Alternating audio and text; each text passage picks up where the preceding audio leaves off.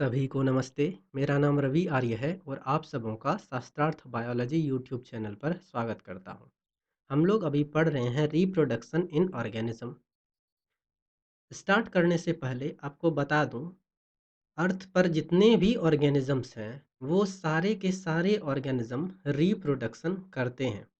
Method चाहे कोई भी हो, वो मेथड एसेक्सुअल रिप्रोडक्शन का भी हो सकता है, वो मेथड सेक्सुअल रिप्रोडक्शन का भी हो सकता है। अब यही वो दो तरीके हैं जिनके अंदर कोई भी ऑर्गेनिजम्स अपने ही समान नए ऑफस्प्रिंग बनाते हैं, मतलब रिप्रोड्यूस करते हैं।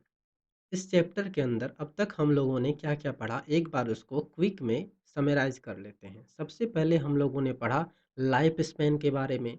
उसके बाद रिप्रोडक्शन के बारे में पढ़ा, जहां हमने देखा कि रिप्रोडक्शन क्या होता है, रिप्रोडक्शन के कितने टाइप्स होते हैं। उसके बाद रिप्रोडक्शन की पहली टाइप स्टार्ट करी, जो कि एसेक्सुअल रिप्रोडक्शन है। एसेक्सुअल रिप्रोडक्शन के अंदर फिर हम लोगों ने उसके भी टाइप्स पढ़े।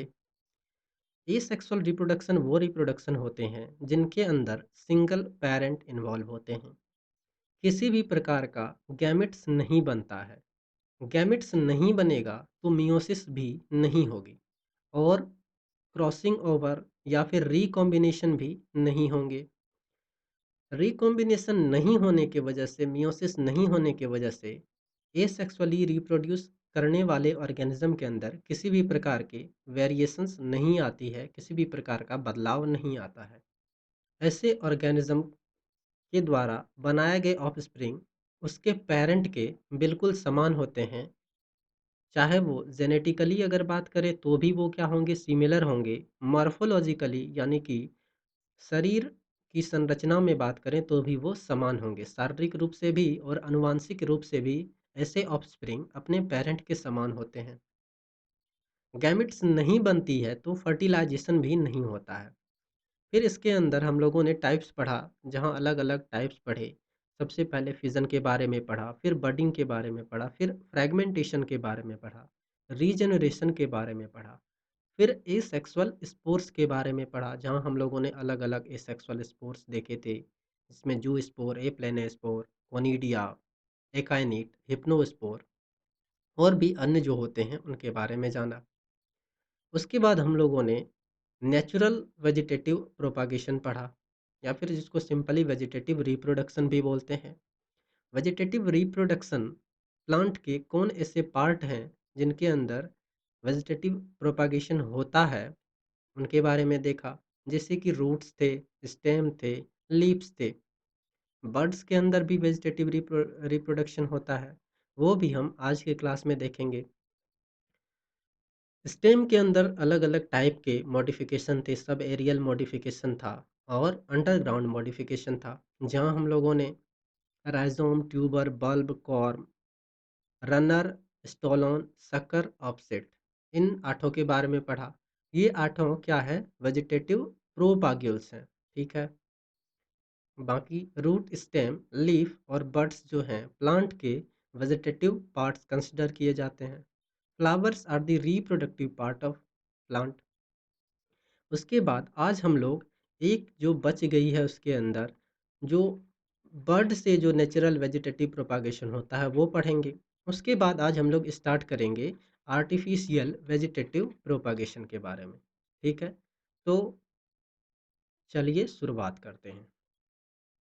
बर्ड्स के द्वारा वेजिटेटिव प्रोपागेशन होने वाले स्ट्रक्चर को हम लोग बल्बिल कहते हैं। बल्बिल जिस प्लांट के अंदर पाया जाता है वो प्लांट का नाम है अगेव। ये डायग्राम जो दिख रही है ये एनसीईआरटी की डायग्राम है।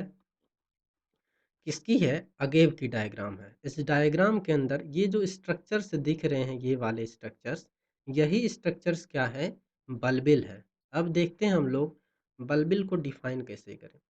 Bulbils are fleshy axillary buds, यानी कि ये एक प्रकार के फ्लेसी गुद्देदार एक्सिलरी बर्ड्स होते हैं जो एसेक्सुअली रिप्रोड्यूस करते हैं वेजिटेटिव प्रोपागेशन के द्वारा। फिर ये एक्सिलरी बर्ड उस प्लांट से सेपरेट हो जाते हैं और फाइनली एक न्यू प्लांट फॉर्म करते हैं। ठीक है, आगे बढ़ते हैं। नेक्स्ट है हमारे पास आर्टिफिशियल वेजिटेटिव प्रोपागेशन। अब तक हम लोग क्या पढ़ रहे थे, नेचुरल वेजिटेटिव प्रोपागेशन के बारे में पढ़ रहे थे। अब क्या है आर्टिफिशियल वेजिटेटिव प्रोपागेशन, यानी कि वो तरीके जिनके द्वारा आर्टिफिशियली हम प्लांट को प्रोड्यूस करते हैं या फिर न्यू प्लांट का फॉर्मेशन होता है, उस तरीके के बारे में पढ़ेंगे। पहली जो प्रोसेस है वो क्या है, कटिंग। सेकंड प्रोसेस होती है ग्राफ्टिंग और थर्ड प्रोसेस है लेयरिंग। अब डिटेल में इनको देखते हैं। कटिंग किसको बोलते हैं? कटिंग का मतलब सिंपली जैसे बोलते हैं ना, दर्जी जो होता है क्या, कपड़े को काटता है। बस यहाँ क्या है, हमको प्लांट को काटना है, ठीक है। अब प्लांट के किस हिस्से को काटें?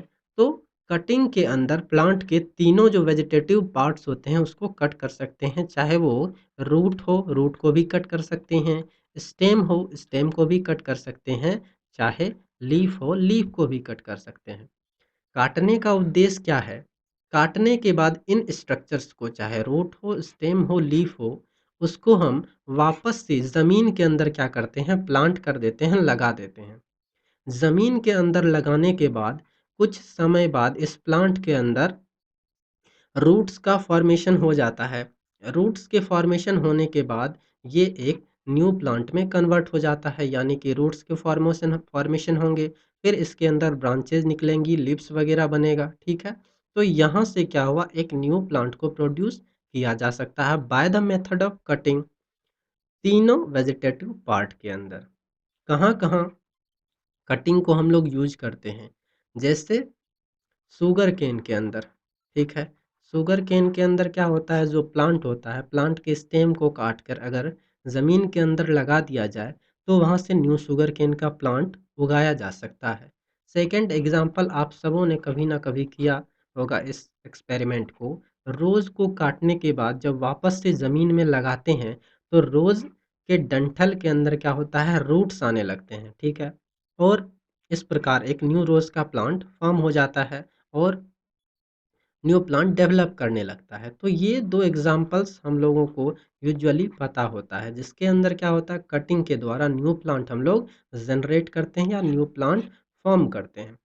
अगली जो प्रोसेस है हमारे पास वो है ग्राफ्टिंग। ग्राफ्टिंग क्या होता है? ग्राफ्टिंग के अंदर यहाँ क्या हुआ, यूजुअली एक हिस्से को काटा और उसको ज़मीन के अंदर लगा दिया। ग्राफ्टिंग के अंदर हमको दो पार्ट का काम पड़ता है, दो हिस्सों का काम पड़ता है प्लांट का। पहला हिस्सा रूट वाला होता है और दूसरा हिस्सा जो होता है वो स्टेम वाला होता है। पहला हिस्सा रूट वाला, दूसरा हिस्सा स्टेम वाला। रूट वाले हिस्से को हम लोग बोलते हैं STOCK, स्टॉक बोलते हैं, और स्टेम वाले हिस्से को सायोन बोलते हैं या सियोन बोलते हैं। अब स्टॉक और सियोन किसी एक स्पीसीज के दो वैरायटी के प्लांट्स हो सकते हैं, ठीक है। जैसे मैंगो वगैरह के अंदर, अगर मैंगो के अंदर ग्राफ्टिंग करनी हो तो एक वैरायटी के मैंगो का हम क्या ले लेंगे, रूट वाला हिस्सा स्टॉक ले लेंगे। दूसरे मैंगो के वैरायटी का स्टेम वाला हिस्सा सायोन ले लेंगे। फिर दोनों को ऐसे कट करेंगे कि दोनों का जो स्टेम है वो इक्वली एक दूसरे के ऊपर फिक्स हो जाए, अटैच हो जाए। फिर इस स्ट्रक्चर को हम लोग क्या करते हैं, कपड़े से अच्छी तरह से बांध देते हैं और कुछ दिनों के लिए छोड़ देते हैं। कुछ दिनों के बाद क्या होता है, ये वाला स्ट्रक्चर कंप्लीटली एक दूसरे के साथ ग्लूड हो जाता है, चिपक जाता है। और उसके बाद फिर वो जो न्यू प्लांट है वो ग्रो करना स्टार्ट कर देती है। उसके अंदर फिर वापस से क्या होता है, एज यूजुअल पहले की तरह सारे प्रोसेस चलने लगते हैं, ठीक है। अब ग्राफ्टिंग यूजुअली जैसे मैंगो के अंदर हो गया। कलम लगाना भी बोलते हैं इसको, कलम लगाना। कलम लगाना मतलब दो वैरायटी के प्लांट को एक साथ मिलाकर जो सुपेरियर वैरायटी है उसको फॉर्म करना, इसको बोलते हैं कलम लगाना मैंगो के अंदर। एक और ख़ास बात ग्राफ्टिंग के अंदर आपको ध्यान में रखनी है, ग्राफ्टिंग हमेशा ऐसे पौधों के अंदर होती है जिसका जो वैस्कुलर बंडल है, वैस्कुलर बंडल है, वो ओपन टाइप का होता है। ओपन टाइप का वैस्कुलर बंडल, ओपन टाइप का वैस्कुलर बंडल होने के फायदे क्या हैं कि उनके जो दोनों पार्ट्स हैं, स्टेम का जो हिस्सा है वो दोनों आपस में अच्छी तरीके से कनेक्ट हो जाते हैं। जैसे कि डाइकोट्स डाइकोट्स तो डाइकोट्स के अंदर जो वैस्कुलर बंडल होता है वो ओपन टाइप होता है, तो ग्राफ्टिंग डाइकोट्स के अंदर ज़्यादा सक्सेसफुल है in compare to monocots. Monocots में वैस्कुलर बंडल जो होता है वो क्लोज टाइप का होता है, और क्लोज टाइप के वैस्कुलर बंडल के अंदर ग्राफ्टिंग सक्सेसफुल नहीं होती है और पॉसिबल नहीं है कि ऐसे प्लांट के अंदर हम ग्राफ्टिंग कर पाएँ। तो ये होता है मोनोकॉट्स के अंदर। ये दोनों बातों को आपको ध्यान रखना है, हमेशा ग्राफ्टिंग डाइकॉट्स के अंदर होगा, मोनोकॉट्स में ग्राफ्टिंग नहीं होती है। थर्ड है हमारे पास लेयरिंग। लेयरिंग क्या होता है? लेयरिंग के भी 2 प्रकार होते हैं। एक होता है एयर लेयरिंग। एयर लेयरिंग क्या होता है? डायग्रामेटिकली अगर दिखाऊँ, एक कोई प्लांट है ये वाला, ठीक है? इस प्लांट का ये स्टेम है, ठीक है? अब कलर थोड़ा-सा चेंज कर लेते हैं। ये इस स्टेम के ऊपर हम क्या करते हैं, उसके बार्क को वहाँ से हटा देते हैं, ठीक है? बार्क को हटाने के बाद चारों तरफ से इसके ऊपर मिट्टी लगा देते हैं, ठीक है? मिट्टी लगाने के बाद इसे साफ कपड़े से अच्छी तरह से ढक देते हैं और कुछ दिनों के लिए छोड़ देते हैं। होता क्या है, कुछ दिनों के बाद इस वाले स्थान जहाँ से हम लोगों ने छिलके को हटाया था, वहाँ रूट्स आने लगते हैं। और ये कैसे रूट्स होते हैं? एडवेंटिशियस रूट होते हैं। रूट आने के बाद जब रूट और डेवलप हो जाता है, तो हम इस हिस्से को प्लांट से काट करके किसी दूसरी जगह ज़मीन में लगा लेते हैं। और इस तरह से हम लोग एक प्रकार से लेयरिंग करते हैं, जहाँ न्यू प्लांट पुराने वाले प्लांट से यूजुअली जनरेट हो जाता है, बन जाता है आर्टिफिशियली वेजिटेटिव प्रोपागेशन के द्वारा। दूसरी जो तरीका है हमारे पास, उसको बोलते हैं हम लोग ग्राउंड लेयरिंग। फर्स्ट क्या है? एयर लेयरिंग, दूसरी है ग्राउंड लेयरिंग। ग्राउंड लेयरिंग क्या होती है? ये कोई दूसरा प्लांट है, इसके अंदर ये रहा उसका स्टेम। ये सपोज कीजिए उसका स्टेम है, जो कि थोड़ा सा फ्लेक्सिबल स्टेम है या फिर मुड़ा हुआ स्टेम है। अब स्टेम देखिए आगे जाकर ग्राउंड को टच कर रहा है। स्टेम का वो हिस्सा जो ग्राउंड को टच कर रहा है, वहाँ हम क्या करते हैं, अगेन वही प्रोसेस करते हैं। वहाँ बार्क जो छिलका होता है उसको हटा देते हैं। छिलका हटाने के बाद वापस से उसको क्या करते हैं, मिट्टी से ढक देते हैं। ढकने के बाद पुनः समान वही प्रोसेस चलती है। कुछ दिनों के बाद यहाँ क्या होता है, रूट्स आ जाते हैं। और रूट्स जब वापस थोड़े से डेवलप होते हैं, तो इस प्लांट को हम यहाँ से सेपरेट कर लेते हैं, काट लेते हैं और दूसरी जगह लगा देते हैं। ये दूसरा तरीका है जिसके द्वारा हम लेयरिंग करते हैं। लेयरिंग के अंदर एग्जाम्पल्स हैं, जैसे लेमन के अंदर, ठीक है? लेमन के अंदर यूजुअली हम लोग क्या करते हैं, लेयरिंग के द्वारा न्यू लेमन का प्लांट को फॉर्म कर सकते हैं बाय आर्टिफिशियल वेजिटेटिव प्रोपागेशन। तो ये कुछ तरीके हैं आर्टिफिशियल वेजिटेटिव प्रोपागेशन के, जिसके द्वारा हम लोग न्यू प्लांट को फॉर्म करते हैं, या न्यू प्लांट जिसके द्वारा जनरेट किए जा सकते हैं। आगे बढ़ते हैं। आगे है नेक्स्ट माइक्रो प्रोपागेशन। अब माइक्रो प्रोपागेशन क्या होता है? माइक्रो प्रोपागेशन साधारण भाषा में आपको समझा देता हूँ। बहुत सारे ऐसे प्लांट्स हैं जिनके अंदर सीड नहीं बनता है।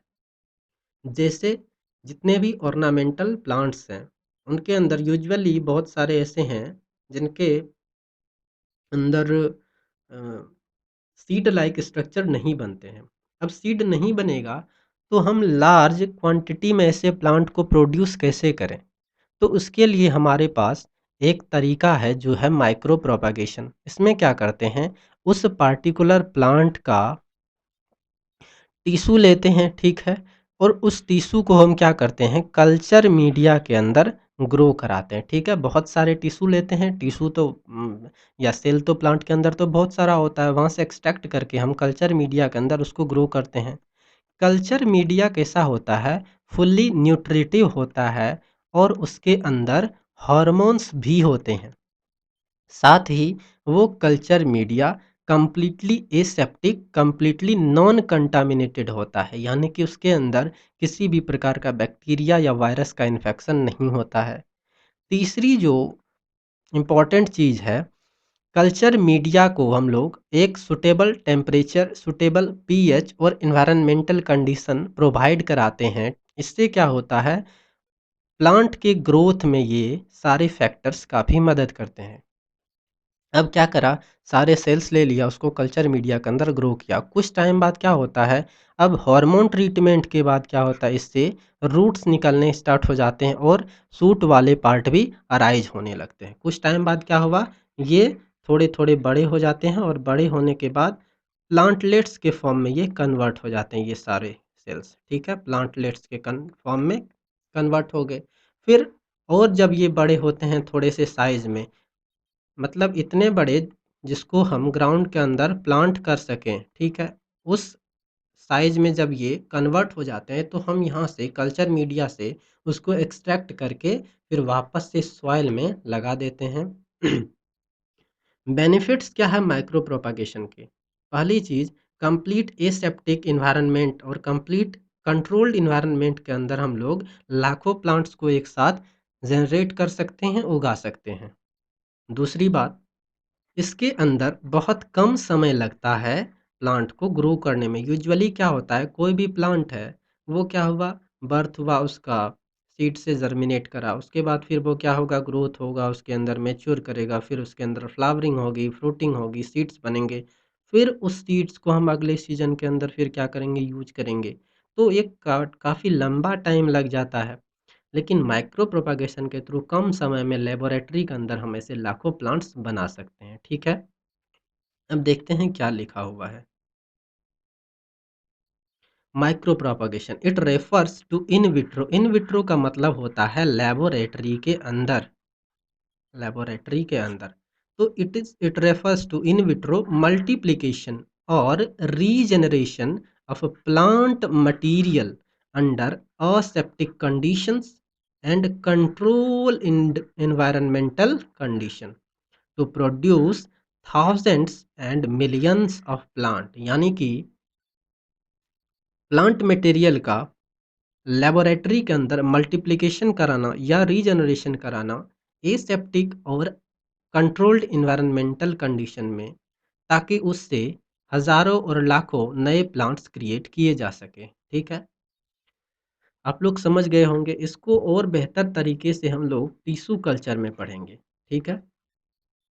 नेक्स्ट है हमारे पास terror of Bengal. Terror of Bengal क्या होता है, ये एक प्रकार का प्लांट है जो, क्या नाम है, वाटर हाइसिंथ। वाटर हाइसिंथ क्या है, जो पीछे हम लोगों ने पिस्टिया पढ़ा था या आई कॉर्निया पढ़ा था, ये वही है, ठीक है। वाटर हाइसिंथ को टेरर ऑफ बंगाल क्यों कहा गया, उसके पीछे की कहानी सुनते हैं। ये एक प्रकार का इन्वेजिव बीड है, मतलब बाहर से लाया गया खरपतवार या ऐसे श्रब्स बोल सकते हैं, जिसको इंडिया के अंदर लाया गया था। बाहर से क्यों लाया गया था, इसके अंदर ब्यूटीफुल फ्लावर्स आते हैं और इसकी जो लीफ की शेप है वो काफ़ी ब्यूटीफुल और अट्रैक्टिव होती है। शायद इसीलिए इसे इंडिया के अंदर क्या किया गया, इंपोर्ट किया गया। कहाँ ये पाए जाते हैं, स्टेगनेंट वाटर बॉडीज़ के अंदर। इंपोर्ट करने का वजह था, ये जो टूरिस्ट होते हैं उनको अट्रैक्ट करे, प्लस जो स्टैग्नेंट वाटर बॉडीज़ है, उसके अंदर अगर इसको लगाया जाए तो वहाँ थोड़ी-सी खूबसूरती बढ़े। पर इसका प्रभाव बिल्कुल उल्टा हुआ। क्या हुआ? ये it created havoc by spreading millions of hectare. प्रभाव उल्टा क्या हुआ? इसको लगाने के कुछ ही सालों के बाद ये हज़ारों, लाखों हेक्टेयर के अंदर ये फैल गया। फैलने के पीछे क्या कारण है? ये नेचुरल वेजिटेटिव प्रोपागेशन करते हैं बाय स्टॉलोन। स्टॉलोन के द्वारा। स्टॉलोन क्या होता है? वो स्ट्रक्चर्स होते हैं जो स्प्रेड होने के बाद थोड़े दूर पर एक नए प्लांट बनाते हैं, फिर थोड़े स्प्रेड होते हैं, फिर नए प्लांट बनाते हैं, फिर स्प्रेड होते हैं, नए प्लांट बनाते हैं। कम समय के अंदर स्टॉलोन से बहुत सारे प्लांट्स न्यू क्रिएट हो सकते हैं। इसी प्रोसेस के द्वारा क्या हुआ कि वाटर हाइसिंथ लाखों, हजारों किलोमीटर के अंदर फैल गया। और उससे क्या हुआ, उससे एक जो बड़ी परेशानी हुई वो थी, it drains large amount of oxygen from water due to which fishes and aquatic animals dies. क्या हुआ, ये जो होता है ये प्लांट, ये बहुत ज़्यादा ऑक्सीजन यूटिलाइज करता है। ऑक्सीजन कहाँ से यूटिलाइज करता है, वाटर बॉडी जिसके ऊपर ये प्रेजेंट होता है वहाँ से, यानी कि पानी के अंदर जो ऑक्सीजन प्रेजेंट होता है, जिस ऑक्सीजन को अदर एक्वेटिक एनिमल यूज करते हैं अपने रेस्पायरेशन के लिए, ये उस ऑक्सीजन को ड्रेन कर लेता है, खींच लेता है। उसके वजह से पानी के अंदर पाए जाने वाले बाकी के जीव मरने लगते हैं, और पानी के अंदर क्या होता है, डेब्रिस जमा हो जाता है, दुर्गंध आने लगती है। ये एक बहुत बड़ा नुकसान हुआ, और इस नुकसान की भरपाई आज तक नहीं हो पाई है। इस प्लांट को नेचुरली हटाना पॉसिबल नहीं है, क्योंकि चूंकि ये बाहर से लाया गया है तो इसका नेचुरल प्रीडेटर भी यहाँ नहीं है। दूसरी बात, ये एक ऐसा प्लांट है जिसको हम लोग खा भी नहीं सकते हैं। अगर खाने वाली बात होती तो भारत की जनसंख्या 1 अरब 34 करोड़ है। अगर एक एक करके भी खाते तो काफ़ी संख्या में ये प्लांट ख़त्म हो ही जाता। तो एक तो ये क्या हो गया, ये परेशानी हो गई, खा भी नहीं सकते हैं। अब इसको हटाना अभी प्रैक्टिकली पॉसिबल भी नहीं है, ठीक है? तो इसी कंडीशन में चलते रहेंगे। हाँ, कुछ जो हर्बिसाइड्स यूज़ करके इसके नंबर को थोड़े कम कर सकते हैं, बट वो भी ज़्यादा इफ़ेक्टिव नहीं है। चलिए आगे बढ़ते हैं। नेक्स्ट है हमारे पास इसी का डायग्राम, जो है वाटर हाइसिंथ का, पिस्टिया एकोर्निया का। इसके अंदर यही वाली जो स्ट्रक्चर है, इसी को बोलते हैं हम लोग ऑफसेट। कई बार एग्जाम्स के अंदर ये क्वेश्चन पूछा गया है, what is this structure known as. यही क्या होता है, स्प्रेड करने के बाद देख रहे हैं यहाँ है, स्प्रेड करा, यहाँ एक न्यू प्लांट बनाया, फिर आगे जाता है न्यू प्लांट बनाएगा, फिर आगे न्यू प्लांट बनाएगा। इस तरह से क्या होता है, ये बहुत कम समय के अंदर बहुत सारे प्लांट्स बना लेते हैं।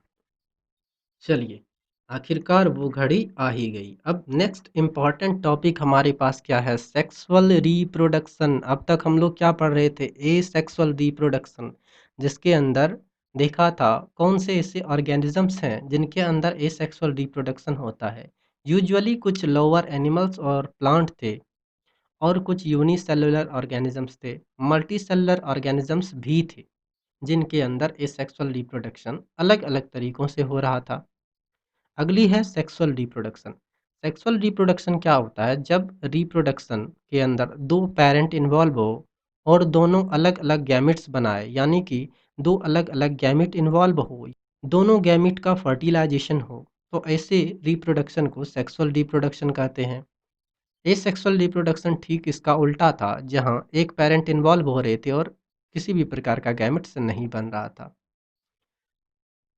अब दुनिया में सारे ऑर्गेनिजम्स क्यों एक ही मोड के रिप्रोडक्शन क्यों नहीं करते हैं? जैसे अगर एसेक्सुअल रिप्रोडक्शन था तो सारे ऑर्गेनिज्म एसेक्सुअल रिप्रोडक्शन क्यों नहीं करते हैं? या फिर अगर सेक्सुअल रिप्रोडक्शन ही हुआ तो सारे ऑर्गेनिज्म सेक्सुअल रिप्रोडक्शन क्यों नहीं करते हैं?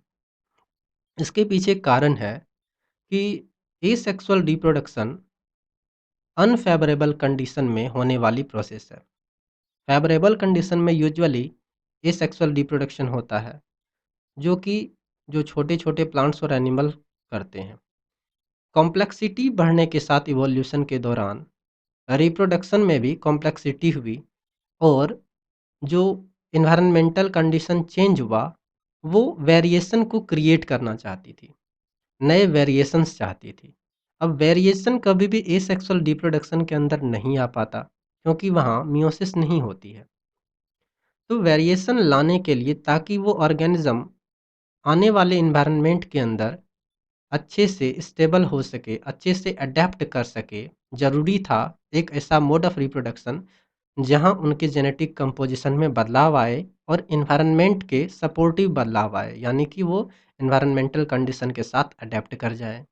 ऐसे में एक जो प्रोसेस जनरेट हुई, वही है सेक्सुअल रिप्रोडक्शन। इसके बारे में और डिटेल में आगे चर्चा करेंगे। फिलहाल देखते हैं सेक्सुअल रिप्रोडक्शन क्या होता है। The reproduction, which involves formation and fusion of two different type of gametes usually produced from different parent, अलग अलग पेरेंट के द्वारा अलग अलग गैमिट्स जब बनते हैं, और वो गैमिट्स जब फ्यूज करते हैं, तो ऐसे प्रोसेस को हम लोग क्या बोलते हैं, सेक्सुअल रिप्रोडक्शन।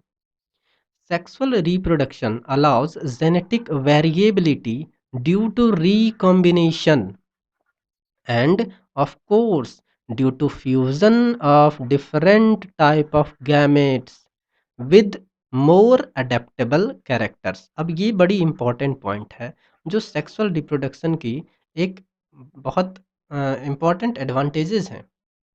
देखिए होता क्या है, जैसे क्या हुआ कि अलग अलग जैसे ही पेरेंट इन्वॉल्व होंगे, ठीक है, अलग पेरेंट है, मान के चलिए ये मेल पेरेंट है, सेकंड वन क्या होगा, फीमेल पेरेंट होगा, फीमेल पेरेंट। मेल पेरेंट क्या बनाएगा, मेल गैमिट बनाएगा, और फीमेल पेरेंट क्या बनाएगा या बनाएंगी, क्या बनाएंगी, फीमेल गैमेट्स बनाएंगी। मेल गैमेट्स और फीमेल गैमेट्स फिर क्या करते हैं, फ्यूज करते हैं या फर्टिलाइज करते हैं। फर्टिलाइज करके जाइगोट बनाते हैं, जाइगोट एम्ब्रियो में कन्वर्ट होता है और एम्ब्रियो फाइनली एक ऑफस्प्रिंग में कन्वर्ट होता है।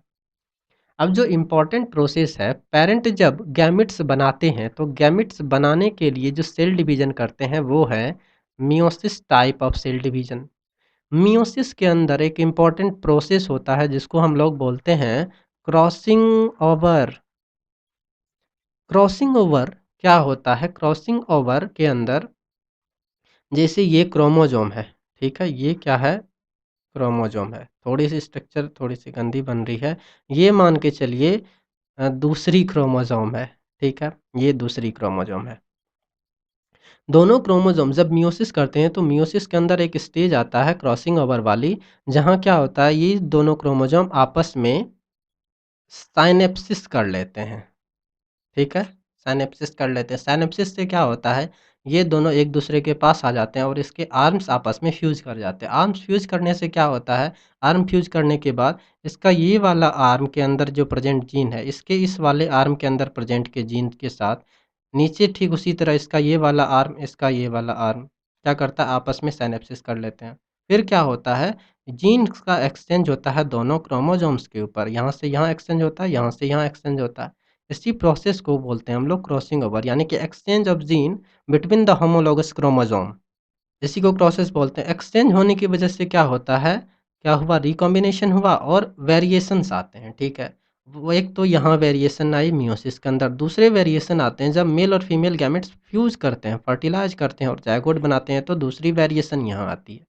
ये दोनों जो वेरिएशन है, ये कंप्लीटली जब एक साथ ऐड होते हैं तो ये फेवर करते हैं एडेप्टेबल कैरेक्टर्स को, जो कि इन्वायरमेंट के अंदर बेहतर ढलने में सक्षम होते हैं, ठीक है, यानी कि मोर अडेप्टिव अकॉर्डिंग टू इन्वायरमेंट।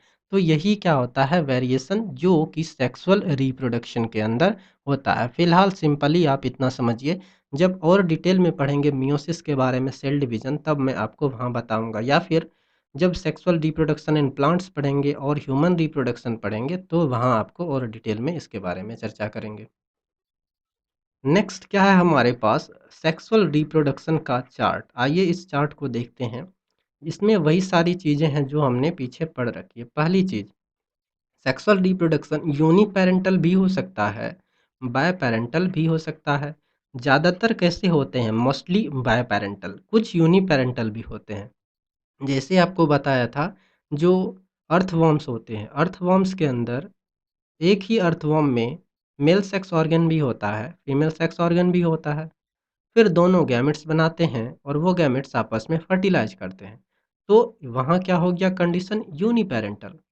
बाकी ऑर्गेनिजम्स के अंदर जो जनरली देखा जाता है वो क्या है, बायपेरेंटल। अलग अलग ऑर्गेनिज्म अपने अंदर अलग अलग टाइप के गैमेट्स बनाते हैं, फिर वो गैमेट्स फ्यूज करते हैं। अगली है मियोसाइट, या फिर जो जर्म सेल्स है वो इन्वॉल्व होते हैं।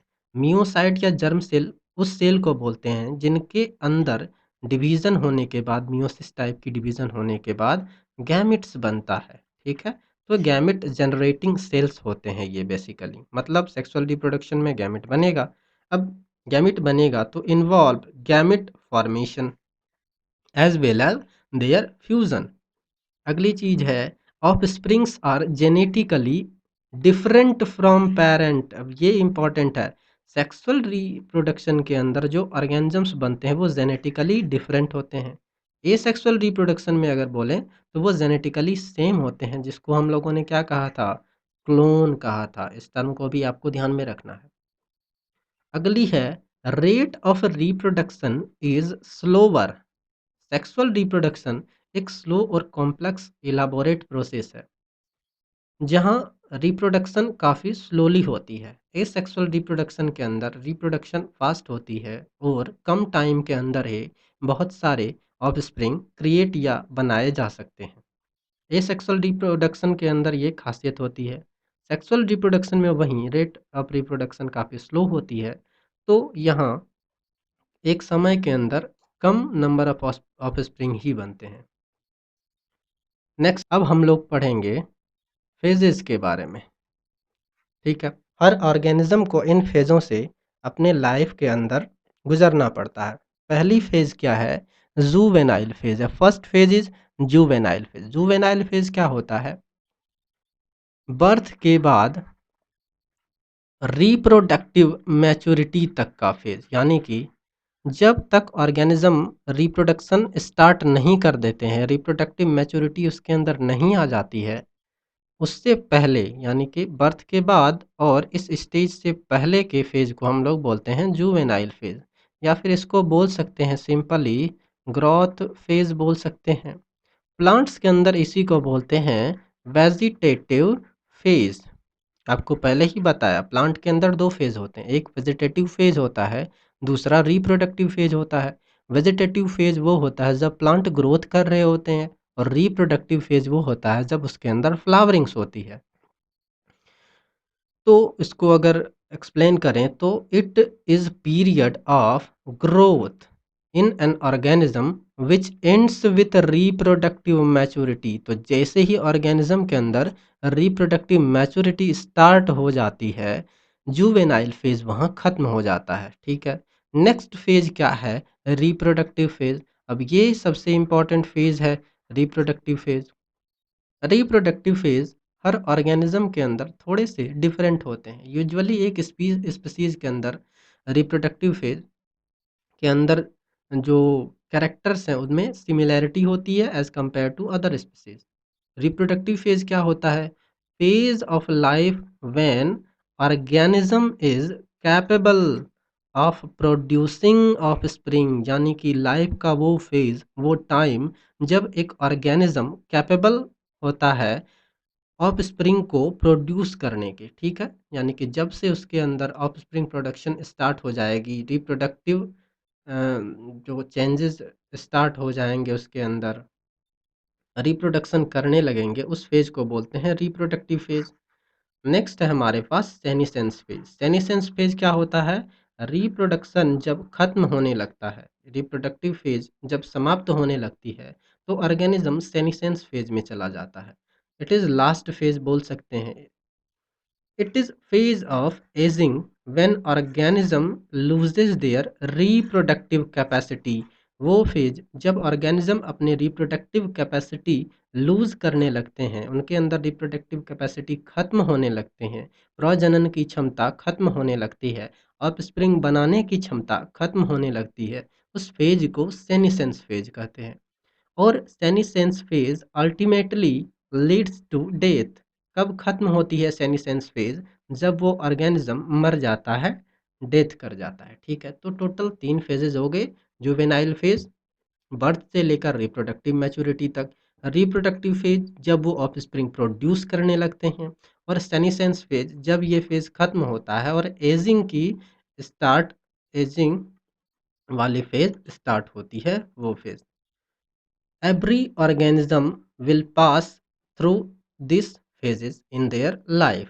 ठीक है। आगे बढ़ते हैं। आगे हम लोग पढ़ने वाले हैं characters identifying beginning of reproductive phase in different organism. अब हम लोग पढ़ क्या रहे हैं? Reproduction in organism. तो यहाँ हम लोग किसके इर्द गिर्द बात करने वाले हैं? रिप्रोडक्शन के। तो यहाँ हम लोग अब पढ़ेंगे कुछ ऑर्गेनिजम्स के अंदर जा, जैसे कि प्लांट्स हो गए, बर्ड्स हो गए, मैमल्स हो गए, ह्यूमंस हो गए, उसके अंदर जब वो रिप्रोडक्टिव फेज में इंटर करते हैं तो क्या क्या चेंजेस आती है, या फिर वो कौन से कैरेक्टर्स हैं जो उनके रिप्रोडक्टिव फेज में एंट्री को डिफाइन करती है या फिर उसको इंडिकेट करती है। अगर प्लांट्स की बात करें तो प्लांट्स के केसेस में क्या होता है कि जब प्लांट्स में फ्लावरिंग स्टार्ट हो जाती है, जब प्लांट्स में फ्लावरिंग और फ्रूटिंग स्टार्ट हो जाती है, तब हम लोग बोलते हैं कि ये प्लांट के अंदर क्या हो गया, रिप्रोडक्टिव फेज स्टार्ट हो गया। ठीक है। दूसरी अगर बात करें बर्ड्स के अंदर, बर्ड्स में क्या होता है, बर्ड्स में जब वो एग को ले करने लगते हैं, एग लेइंग वाली प्रोसेस स्टार्ट हो जाती है, तब बोल सकते हैं कि बर्ड के अंदर क्या हुआ, रिप्रोडक्टिव फेज की बिगनिंग हो गई, शुरुआत हो गई। ठीक है, अब वो रिप्रोडक्शन करेंगे और एग लेइंग करेंगे। एनी अगर मैमल्स के अंदर बात करें तो मैमल्स में दोनों होते हैं, ओविपेरस मैमल भी होते हैं और विविपेरस मैमल भी होते हैं। अगर मैमल्स की बात करें तो मैमल्स के अंदर दो मेजर क्लासेस के बारे में हम लोग बात करेंगे, जो एक तो प्राइमेट्स हैं, ठीक है, एक तो प्राइमेट्स है और दूसरे हैं नॉन प्राइमेट्स। ठीक है। प्राइमेट्स ऐसे ऑर्गेनिज्म होते हैं जिनके अंदर मेंस्ट्रुअल साइकिल चलता है और नॉन प्राइमेट्स ऐसे ऑर्गेनिज्म हैं जिनके अंदर स्ट्रेस साइकिल चलता है। अब तो ये क्या है, जो कैरेक्टर्स हैं जो शो कर रहे हैं या इंडिकेट कर रहे हैं मैमल्स के अंदर क्या हुआ, रिप्रोडक्टिव फेज बिगिन हो गया। अगले हैं ह्यूमंस। ह्यूमंस के अंदर भी हम लोग बात करेंगे कि ह्यूमंस में रिप्रोडक्टिव फेज की बिगिनिंग के बारे में कैसे पता करें। जैसे ह्यूमंस के अंदर भी क्या होता है, एक तो मेल्स होते हैं, ठीक है, और दूसरी फीमेल्स होती हैं। तो मेल्स के अंदर रिप्रोडक्टिव फेज जब स्टार्ट होता है तो क्या करेक्टर्स आइडेंटिफाई करते हैं, और फीमेल्स के अंदर भी वो कौन से सिम्टम्स और साइंस होते हैं जो रिप्रोडक्टिव फेज को इंडिकेट करते हैं, इसके बारे में भी चर्चा करेंगे। आगे बढ़ते हैं। आगे हम लोग कुछ चार्ट देखने वाले हैं, जिसके अंदर कंपैरेबल चार्ट्स है, उनको देखते हैं। अभी आपको बताया कि प्लांट के अंदर क्या होता है, प्लांट के अंदर जैसे रिप्रोडक्टिव फेज स्टार्ट होता है तो उसकी शुरुआत या उसकी इंडिकेशन फ्लावर के द्वारा होती है। अब एनुअल प्लांट क्या होता है, एनुअल भाषा में कहें तो ऐसे प्लांट्स जो एक ही वर्ष के अंदर फ्लावरिंग करे, फ्रूटिंग करे और उसके बाद उनका डेथ हो जाए, तो ऐसे प्लांट्स को कहते हैं एनुअल प्लांट्स। ठीक है। बाइनियल प्लांट किसको बोलते हैं, ऐसे प्लांट जो 2 वर्ष के अंदर एक बार फ्लावरिंग हो जिसके अंदर, और या फ्रूटिंग हो और उसके बाद उस प्लांट का डेथ हो जाए, ऐसे प्लांट्स को बोलते हैं बाइनियल प्लांट्स। अगली है हमारे पास पेरिनियल प्लांट। पेरिनियल प्लांट किसको बोलते हैं, पेरिनियल प्लांट के अंदर यूजुअली डेथ नहीं देखा जाता है फ्रूटिंग के बाद, जैसे एनुअल और बाइनियल में होता है। इसके अंदर क्या होता है, हर वर्ष क्या होता है, फ्लावरिंग होती है, फ्रूटिंग होती है, फिर नेक्स्ट सीजन के अंदर भी फ्लावरिंग होती है, फ्रूटिंग होती है। ऐसे प्लांट के अंदर डेथ की बात करें तो एजिंग के द्वारा डेथ होता है, जब वो सेनेसेंस फेज में चले जाते हैं। एनुअल प्लांट मोनोकार्पिक होते हैं, ठीक है, यानी कि एक बार उसके अंदर क्या हुआ, फ्रूट्स बना। बाइनियल प्लांट्स भी मोनोकार्पिक होते हैं। पेरिनियल प्लांट पॉलीकार्पिक होते हैं, यानी कि जिसके अंदर बार बार फ्लावरिंग होती है और फ्रूट्स बनते हैं। एक इम्पॉर्टेंट एग्जाम्पल जो एनसीईआरटी के अंदर दी गई है वो क्या है, स्ट्रोबायलेंथस कुंथियाना। एक प्लांट है जिसको नीला कुरांजी बोलते हैं हिंदी में। प्लांट की खासियत क्या है, ये प्लांट 12 वर्ष में एक बार क्या होती है, इसके अंदर फ्लावरिंग होती है। ये ग्रुप ऑफ प्लांट्स है जो कहाँ पाए जाते हैं, अ, कर्नाटका, केरल और तमिलनाडु के पहाड़ी क्षेत्र में पाए जाते हैं। कई किलोमीटर में ये पाए जाते हैं और ये ब्लू कलर के फ्लावर होते हैं, हिंदी नाम भी है यहाँ इसका नीला कुरांजी। तो 12 वर्ष में एक बार जब फ्लावरिंग होती है तो पूरी की पूरी जो पहाड़ियाँ होती है वो ब्लू कलर से के फ्लावर से पूरी ढक जाती है। अब इसको देखने के लिए काफ़ी मात्रा में विदेशों से टूरिस्ट यहाँ आते हैं। लास्ट टाइम जो इसके अंदर फ्लावरिंग एनसीईआरटी के अंदर जो डिनोट करती है वो सितंबर अक्टूबर 2006 का डेट को डिनोट करती है या दी गई है उसके अंदर। अभी रिसेंट में कब फ्लावरिंग हुई, 12 वर्ष बाद होती है, तो 2018 में इसके अंदर क्या हुई, फ्लावरिंग हुई है इस क्षेत्र में। अगली फ्लावरिंग कब होगी, अगली फ्लावरिंग होगी 2030 के अंदर। ठीक है। अगली प्लांट जो हमारे पास या अगली एग्जाम्पल जो एनसीईआरटी के अंदर दी गई है वो है हमारे पास बैम्बू। ठीक है, बैम्बू। बैम्बू भी अब ऐसे एक खास प्रकार के ग्रासेस होते हैं जिनके अंदर 100 150 सालों में एक बार फ्लावरिंग होती है। Once flowering occurs in 100 to 150 years. इस 100 और 150 साल 100 150 साल के अंदर एक बार फ्लावरिंग होगी। फ्लावरिंग के बाद अगेन ये क्या होता है, सारे के सारे बैम्बू प्लांट डेथ हो जाता है उनका, मर जाते हैं, ठीक है, सूख जाते हैं वो। और फिर से क्या होता है, वहाँ जो फ्रूट्स उससे बनते हैं उससे न्यू प्लांट जनरेट होता है, न्यू प्लांट बनता है। तो बैम्बू भी एक प्रकार के क्या हो गए, पेरिनियल मोनोकार्पिक प्लांट हो गए, ठीक है। आगे बढ़ते हैं। नेक्स्ट है हमारे पास, अभी कंपेयर है दो, एक ओविपेरस एनिमल और दूसरा विविपेरस एनिमल के बीच में कंपेयर है। क्या होता है ओविपेरस एनिमल? ओविपेरस एनिमल ऐसे एनिमल्स होते हैं जो अंडे देते हैं, ठीक है। विविपेरस एनिमल की बात करें तो ऐसे एनिमल जो बच्चे को जन्म देते हैं, ऐसे एनिमल्स को बोलते हैं विविपेरस एनिमल। दूसरी इम्पोर्टेंट पॉइंट, जो एग ले करते हैं, अंडे देते हैं, यानी कि ओविपेरस एनिमल, इसके अंडे के ऊपर एक हार्ड कैल्केरियस कवरिंग होती है कैल्शियम कार्बोनेट की। वहीं अगर विविपेरस में बात करें तो एग या ओवम के ऊपर इस प्रकार की कोई कवरिंग नहीं देखी जाती है कैल्केरियस सेल की, ठीक है। थर्ड अगर पॉइंट की बात करें, थर्ड है egg hatches after a incubation period. एक निश्चित समय अंतराल के बाद वो अंडे क्या होते हैं, टूटते हैं और उनसे नया जो चूजा होता है या फिर नए जो ऑर्गेनिज्म होते हैं, बर्ड्स जनरली, या फिर जो रेप्टाइल्स होते हैं, स्नेक्स होते हैं, वो उनसे निकलता है। वहीं अगर विविपेरस की बात करें तो विविपेरस क्या होता है, फर्टिलाइजेशन के बाद जाइगोट बनता है।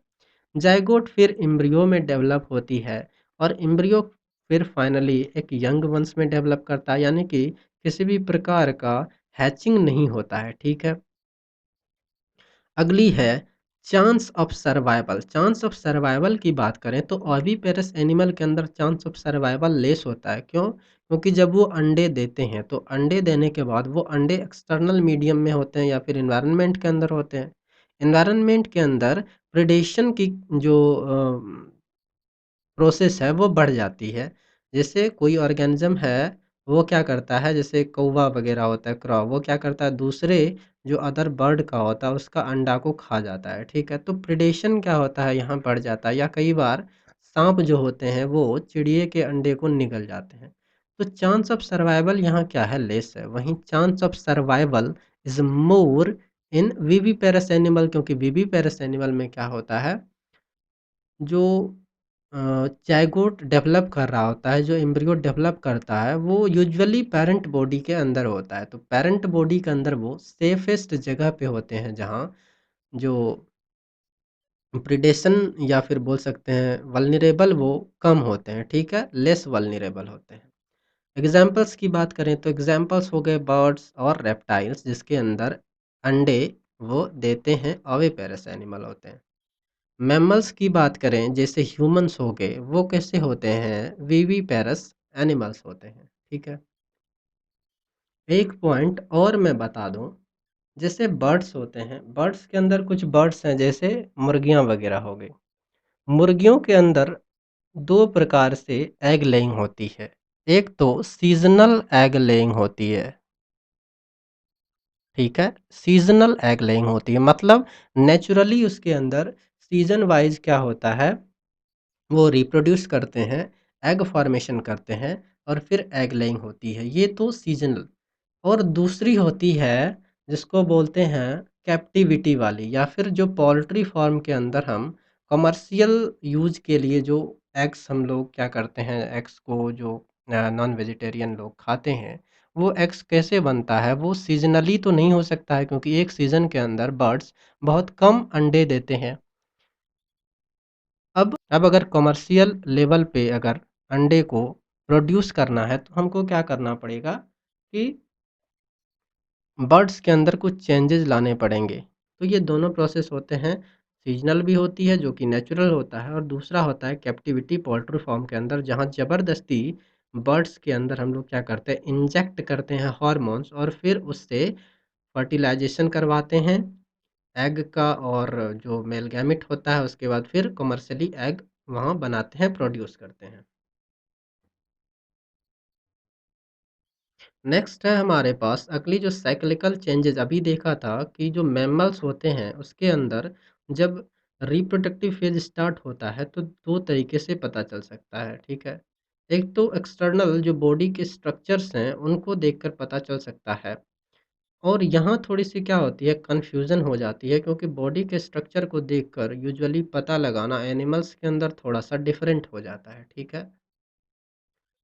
अगर वहाँ फिजियोलॉजिकल कंडीशन की बात करें तो फिजियोलॉजिकल कंडीशन में एक जो प्रोसेस है वो क्या है, मेंस्ट्रुअल साइकिल। मेंस्ट्रुअल साइकिल क्या होता है, the cyclical changes in the activities of ovaries and accessories duct as well as hormone during reproductive phase of primate mammal. Primate mammal is known as menstrual cycle. क्या होता है, ovary के अंदर, accessory duct के अंदर और hormones के अंदर जब साइक्लिकल चेंजेस आती है, कब, रिप्रोडक्टिव फेज के अंदर, तो इसको बोलते हैं हम लोग मेंस्ट्रुअल साइकिल। अब मेंस्ट्रुअल साइकिल वो फेज है जहाँ फीमेल तैयार हो रही होती है, प्रिपेयर कर रही होती है मेल गैमेट के साथ फ्यूज़न के लिए। जो प्रिपरेशन हो रहा है यूट्रस के अंदर एज वेल एज ओवेरी के अंदर जो साइक्लिकल चेंजेस आ रहे हैं, यही क्या है, menstrual cycle. Similar type of cyclical changes in the activity of ovary and accessory duct as well as hormones during the reproductive phase of non-primate mammal occurs and that is known as estrous cycle। Differences क्या होता है menstrual estrous cycle के अंदर, ये हम लोग आगे chart में डिस्कस करते हैं। बट मेंस्ट्रुअल और स्ट्रेस साइकिल इंडिकेट करते हैं ऑर्गेनिजम्स के रिप्रोडक्टिव फेज की बिगनिंग को। कुछ जो फैक्टर्स हैं जैसे कि हार्मोन्स और कुछ इन्वायरमेंटल फैक्टर्स जो कि रिस्पॉन्सिबल होते हैं ट्रांजिशन के लिए। कहाँ ट्रांजिशन के लिए, इन तीनों फेज के बीच में ट्रांजिशन के लिए, प्लांट्स के केसेस में भी एनिमल्स के केसेस में भी। तो hormones and environmental factors are responsible for transition between these phases. तो जैसे क्या होता है कि ऑर्गेनिज्म के अंदर क्या हुआ, वेजिटेटिव फेज है, ठीक है। वेजिटेटिव फेज से फिर वो क्या होता है, रिप्रोडक्टिव फेज में आते हैं, रिप्रोडक्टिव फेज से क्या होता है, सेनिसेंस फेज में जाते हैं। तो वेजिटेटिव फेज से रिप्रोडक्टिव फेज में चेंज क्या खुद हो जाते हैं, नहीं, तो वहाँ क्या होता है, हार्मोन्स की वजह से उसके अंदर क्या होता है, ट्रांजिशन आता है इस फेज से इस फेज में। फिर इस फेज के अंदर क्या होता है, हार्मोन वाली एक्टिविटी सबसे ज़्यादा होती है, ठीक है, हार्मोनल एक्टिविटी। फिर हार्मोन का कंसंट्रेशन जब डिक्रीज होने लगता है धीरे धीरे तो ऑर्गेनिज्म सेनिसेंस फेज में चला जाता है। सेनेसेंस फेज में जाने के बाद फिजियोलॉजिकल एक्टिविटी भी डिक्रीज हो जाता है, बॉडी के फंक्शंस भी डिक्रीज होने लगते हैं। साथ के साथ कुछ इन्वायरमेंटल फैक्टर्स भी हैं जो क्या करते हैं, इस ट्रांजिशन में मदद करते हैं, चाहे वो एनिमल्स के अंदर हो चाहे प्लांट्स के अंदर हो। एनवायरमेंटल फैक्टर भी इस फेज के ट्रांजिशन में क्या करता है, हेल्प करता है। नेक्स्ट है इवेंट्स ऑफ सेक्सुअल रिप्रोडक्शन। अब हम लोग इवेंट्स ऑफ सेक्सुअल रिप्रोडक्शन को नेक्स्ट क्लास में डिस्कस करेंगे। अब तक हम लोगों ने सेक्सुअल रिप्रोडक्शन पढ़ा, उसके अंदर फेजेस पढ़े। फेजेस के अंदर कौन कौन से ऑर्गेनिज्म हैं जिसके अंदर फेजेस में क्या क्या चेंजेस आते हैं, ठीक है। बर्ड्स के अंदर क्या चेंजेस आता है, मैमल्स के अंदर क्या चेंजेस आते हैं, प्लांट्स में क्या चेंजेस आते हैं, एनुअल बाइनियल पेरेनियल प्लांट्स कैसे होते हैं, स्ट्रोबैलेंथस कुंथियाना के बारे में बताया, बैम्बू प्लांट के बारे में बताया। नेक्स्ट जो टॉपिक हमारी sexual events in sexual reproduction है, जिसको हम लोग डिस्कस करेंगे नेक्स्ट क्लास के अंदर, नेक्स्ट लेक्चर में, ठीक है। फिलहाल अभी इतना ही, मिलते हैं अगले लेक्चर में, तब तक के लिए राम राम, धन्यवाद।